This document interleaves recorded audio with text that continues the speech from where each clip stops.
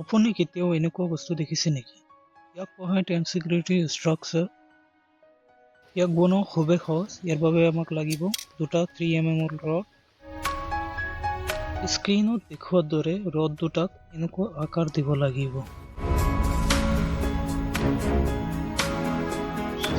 এতিয়া কেৱল সূতা লৈ ভিডিঅ'ত দেখুওৱা ষ্টেপবোৰ ফ'ল' কৰি গৈ থাকিলেই হ'ল।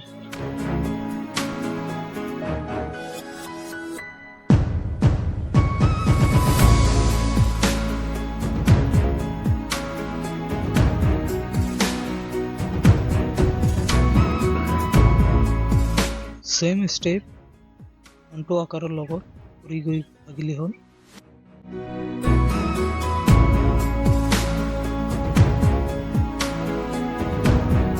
এতিয়া কেৱল এইটোক থিয় কৰি দিলেই হ'ল।